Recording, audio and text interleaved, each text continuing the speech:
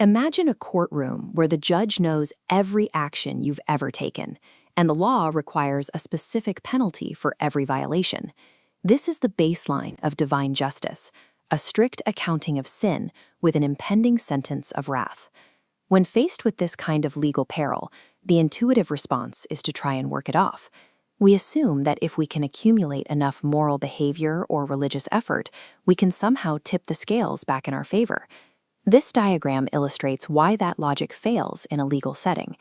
The heavy weight of the debt column on the left represents past crimes.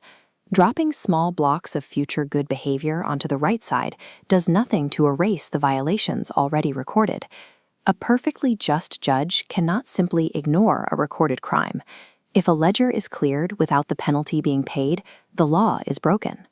This means humanity's core problem isn't a lack of effort, but the lack of a legal mechanism that can satisfy the demands of absolute justice while still sparing the guilty. The theological term for this mechanism is justification. It is defined as a one-time declarative act by God, rather than a gradual process of self-improvement. This declaration functions as a legal acquittal in the courtroom of God. It is a change in legal standing that occurs independently of the sinner's actual moral state. The first movement of this mechanism involves a substitute. Jesus Christ lived a perfect life and then died on the cross to take the penalty that was legally due to others. This schematic shows the result of substitution. Christ's penal obedience intercepts and absorbs the full weight of the law's wrath, satisfying the penalty. This removes the debt entirely. The legal account stabilizes at exactly zero. However, a zero balance is legally insufficient for entrance into God's favor. Being declared not guilty of a crime keeps you out of a cell, but it doesn't grant you the positive record of a hero.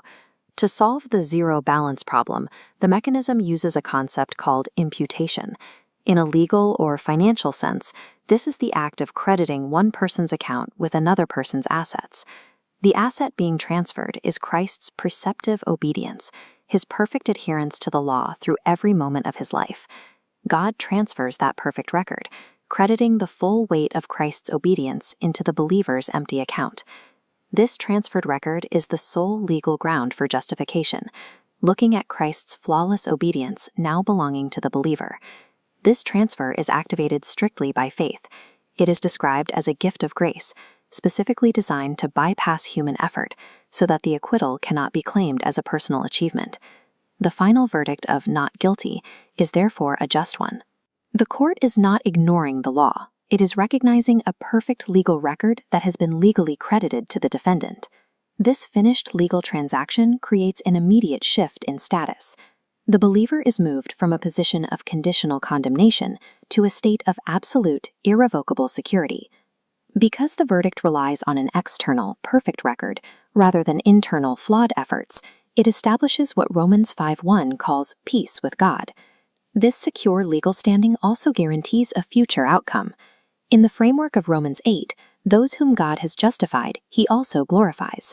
The perfect legal standing ensures a final, future perfection. This realization changes the nature of the religious experience.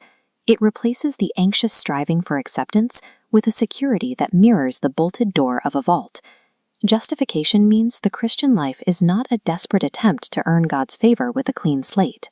It is the act of resting in a perfect, finished resume that has already been accepted by the court.